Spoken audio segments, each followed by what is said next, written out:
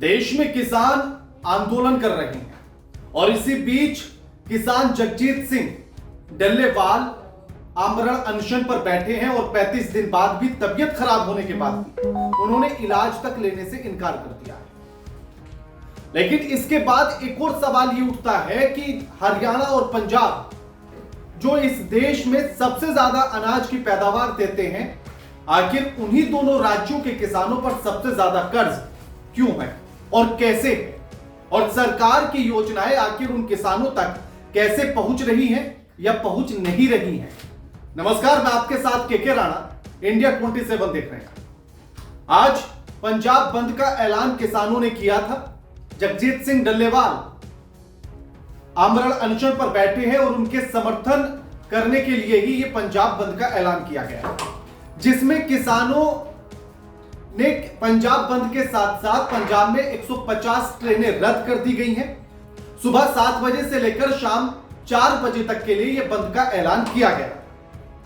अब ऐसे में सबसे बड़ा सवाल यही कि आखिर किसानों की हालत क्या है और किसानों की मांग क्या है। कुछ लोग इसको लेकर यह भी कहते हैं कि जो किसानों की मांग है वो जायज नहीं है। तो वो कितनी जायज है या नहीं है? सरकार एमएसपी देने की बात करती है और वो ये भी कहती है कि एमएसपी दिया हुआ है, तो आखिर वो एमएसपी कैसे दिया हुआ है उस पर भी आज चर्चा करेंगे। तो सबसे पहले और सबसे बड़ी बात तो यही कि जो एक बात निकलकर सामने आती है, प्रधानमंत्री नरेंद्र मोदी ने कई बार यह कहा कि वो बिचौलियों को खत्म कर देंगे, लेकिन अभी भी किसान का सबसे ज्यादा शोषण बिचौलिए ही कर रही हैं। एमएसपी की बात की गई, एमएसपी दिया गया, लेकिन उसके बाद भी किसानों तक वो एमएसपी नहीं पहुंच पा रहा है। उसके पीछे क्या कारण है वो भी आपको बताएंगे। भारत में कृषि उत्पादक के 2 राज्य सबसे मजबूत आधार हैं और जिनमें है हरियाणा और पंजाब, और इन दोनों राज्यों की वजह से ही देश की खाद्य सुरक्षा जो है मजबूत होती है। ये 2 राज्य देश के अनाज की जरूरत पूरी करने में एक बड़ा योगदान देते हैं, लेकिन यहीं के किसान सबसे ज्यादा कर्ज में दबे हैं। हालात उत्तर प्रदेश के किसानों की भी अच्छी नहीं है, लेकिन बात हम इन 2 राज्यों की कर रहे हैं। कई किसानों के पास तो इतना भी पैसा नहीं है कि वो अपनी जरूरतों को पूरा कर सके। कुछ तो कर्ज के बोझ से परेशान होकर आत्महत्या कर लेते हैं। इसका आंकड़ा भी देंगे कि कितने किसानों ने आत्महत्या कर ली। सबसे बड़ी विडंबना तो यही है क्योंकि इन राज्यों में खेती से देश को इतनी बड़ी मात्रा में अनाज मिलता है, फिर भी वहां का किसान आखिर आर्थिक संकट का सामना क्यों कर रहा है। National bank for agriculture and rural development यानी कि NABARD हर साल कृषि कर्ज से संबंधित जानकारी देता है और उसी ने एक जानकारी दी है और उसने ये बताया कि पंजाब और हरियाणा के किसानों पर भारी कर्ज है और वो कर्ज के नीचे दबे हुए हैं। इस रिपोर्ट के अनुसार, नाबार्ड की रिपोर्ट के अनुसार ही जो है पंजाब में लगभग 80% किसान किसी न किसी रूप में कर्ज में डूबे हुए हैं। 2020 में पंजाब में किसानों पर 1.5 लाख करोड़ से ज्यादा का कृषि कर्ज था। 2020 की बात कर रहे हैं और अब 2024 हो चुका है, वो आंकड़ा भी आपको बताएंगे। तो हरियाणा में भी 70 से 75% किसान जो है वो कर्ज में डूबे हुए हैं, जबकि इन दोनों राज्यों में जो उत्पादकता है वो विश्व स्तर की है, लेकिन उसके बाद भी किसान कर्ज में डूबे हैं। हरियाणा और पंजाब में पिछले 50 सालों में कृषि में अभूतपूर्व वृद्धि हुई। दुनिया के कई देशों के लिए एक आदर्श बन चुकी है इनकी खेती। साल 1970 में शुरू हुई हरित क्रांति ने इन दोनों राज्यों में गेहूं, धान, मक्का, बाजरा जैसी फसलों की उत्पादकता को कई गुना बढ़ा दिया। इन राज्यों में बोनी उन्नत किस्में और बेहतर सिंचाई सुविधाएं, उन्नत कृषि तकनीक ने फसलों की उपज में बढ़ोतरी की है। लेकिन पंजाब और हरियाणा की कृषि व्यवस्था ने देश को अनाज पर आत्मनिर्भर भी बनाया। यह राज्य भारत के कुल गेहूं और धान उत्पादकता में 2/3 का योगदान देता है। सोचिएगा, पूरे देश में अनाज की उत्पादकता को लेकर, उसकी निर्भरता को लेकर 2/3 की हिस्सेदारी है इन राज्यों की, लेकिन उसके बाद भी इन राज्यों का हर किसान कर्ज में डूबा है।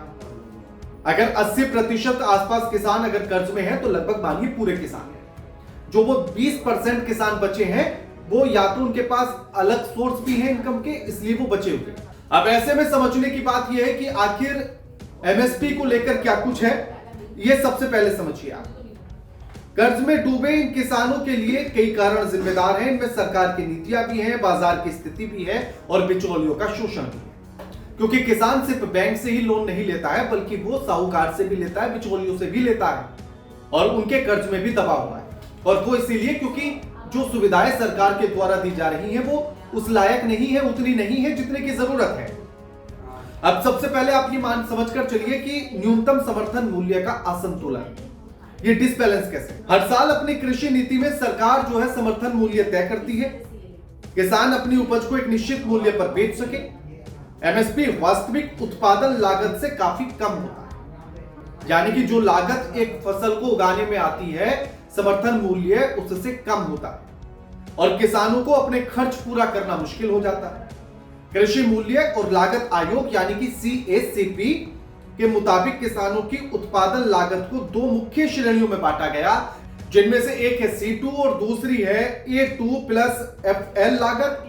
और इनमें से अगर C2 की बात की जाए तो C2 में क्या होता है कि इसमें किसानों के सभी खर्चों को शामिल किया जाता है, जिसमें भूमि का किराया यानी कि जहां खेती करेगा उसका किराया भी जोड़ा जाता है, कृषि के लिए जितने निवेश किया गया उसको, मशीनों को, उर्वरक को, बीज को, सिंचाई को, इन सारी चीजों को इसमें जोड़ा जाता है और अन्य खर्चे भी जोड़े जाते हैं। A2+FL क्या है? ये केवल बुनियादी खर्च इसमें शामिल होते हैं, जिसमें से बीज, उर्वरक, पानी और किसान के परिवार के श्रम की लागत जो कि खेती में लगाई जाती है वो भी जोड़ी जाती है, यानी कि जमीन का जो किराया है वो नहीं जोड़ा जाता है, जो निवेश है वो नहीं जोड़ा जाता है। और इस तरह से A2+FL लागत को बनाया जाता है। अब समस्या यह है कि सरकार ने न्यूनतम समर्थन मूल्य की घोषणा कर रखी है, वो A2+FL के तहत की हुई है और यही सबसे बड़ी कमी है। और अभी जो ये आंदोलन चल रहा है वो इसलिए चल रहा है कि किसानों की मांग ये है कि भैया आप हमें C2+ दीजिए, हमारी जमीन का किराया जोड़िए, हमारे घर के परिवार के जितने सदस्य हैं जो खेती के काम में लगे हुए उनकी मजदूरी तय कीजिए, उसके हिसाब से तो आप लागत तय करेंगे ना। अगर मेरे घर में 4 सदस्य हैं और चारों खेती में लगे हुए हैं तो उनकी लागत को, उनके श्रम को भी तो जोड़ना होगा। वो नहीं होंगे तो मुझे मजदूर लेने होंगे, तो फिर मुझे वैसे भी श्रम देना होगा, तो उनकी मेहनताना क्यों ना दिया जाए। ये जो आंदोलन है एमएसपी को लेकर वो इसीलिए है, यानी कि C2 लागत को लागू किया जाए। और अगर सोचिएगा कि हरियाणा और पंजाब से जो 2024 में सरकार ने खरीदी की वो की है A2+FL के तहत। अगर ये C2 पर होती तो किसानों को 40,000 करोड़ रुपया ज्यादा मिलता और खरीदी की गई थी 442 लाख टन गेहूं और धान की। अगर ये C2 के तहत होती तो 40,000 करोड़ किसानों को फालतू मिलते। अब इसमें सबसे बड़ी बात यह कि केंद्र सरकार केवल 20 से 30% ही फसलें जो है सरकार की किसानों की खरीदती है। उसके बाद मंडियों में क्योंकि 12 महीने तो रहता नहीं है कि खरीदी चल रही हो, फसलों के समय पर चलती है, बाकी समय पर जो है 20-30% सरकार ने खरीदी, उसके बाद बिचौलिए खरीदते हैं। बिचौलिए जो है फर्जी स्लिप देते हैं, एमएसपी पर नहीं खरीदते हैं, तमाम सारे झंझट है उस बीच। अब ऐसे में आप नीचे मान के चलिए कि 70 से 80% फसल जो है वो बिचौलिए या फिर साहूकार खरीदते हैं। यह प्रणाली किसानों को उनके उत्पाद का वास्तविक मूल्य प्राप्त करने से वंचित रहती है, यानी कि दूर रखती है। हरियाणा और पंजाब में यह बिचौलिया तंत्र करीब 15,000 करोड़ रुपए सालाना का शोषण करता है। इससे किसानों के हाथ में बहुत कम पैसा आता है, अपनी वित्तीय जरूरतों को पूरा करने के लिए वो कर्ज लेने के लिए मजबूर हो जाता है। साथ ही तोल मोल में गड़बड़ी होती है।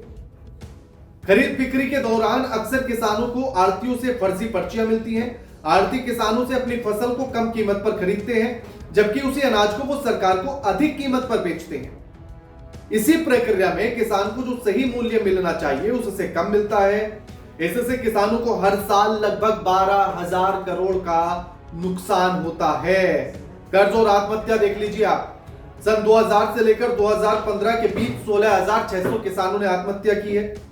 कर्ज चुकाने के लिए किसान अन्य स्रोतों से पैसा जुटाने की कोशिश करते हैं, लेकिन प्रयास विफल रहते हैं और अपने जीवन को समाप्त करने का रास्ता वो चुन लेते हैं। सरकार की योजनाओं का क्या है? सरकार किसानों की मदद के लिए कई योजनाएं लेकर आई, किसान सम्मान निधि लेकर आई, किसान क्रेडिट कार्ड लेकर आई, प्रधानमंत्री फसल बीमा योजना, फसल विविधीकरण योजना, हालांकि इन योजनाओं से किसानों को उतना लाभ नहीं मिला जितने की उम्मीद थी। इसमें सबसे बड़ी बात यह कि जो राशि जरूरतों को पूरा करने के लिए काफी नहीं होती है, इन योजनाओं के बाद भी किसान क्रेडिट कार्ड और फसल बीमा योजना भी सीमित मदद ही प्रदान करती है। इन योजनाओं में भ्रष्टाचार है, कागजी कार्रवाई बहुत लंबी है, जिससे किसान उलझ जाते हैं और उन तक फायदा नहीं पहुंचता है, और इसीलिए सबसे बड़ा कारण है कि किसान कर्ज में डूबे हैं। और आप सोचिए कि एक बुजुर्ग किसान जो अनशन पर बैठा है 35 दिन से आमरण अनशन पर, सरकार को उसकी सुध लेने के लिए समय नहीं है, उससे बात करने के लिए, उससे मिलने के लिए समय नहीं है। बाकी सारी नौटंकियां तो देश में चल ही रही है। आप कमेंट करके जरूर बताइए कि आप किसानों की हालत को किस तरह से देखते हैं इस देश में। क्या हालात आपके हिसाब से सही है या नहीं है, और क्या सुधार होना चाहिए, वो भी आप कमेंट करके बताइएगा। वीडियो को लाइक कीजिए, शेयर कीजिए और चैनल को सब्सक्राइब करना मत भूलिएगा। नमस्कार।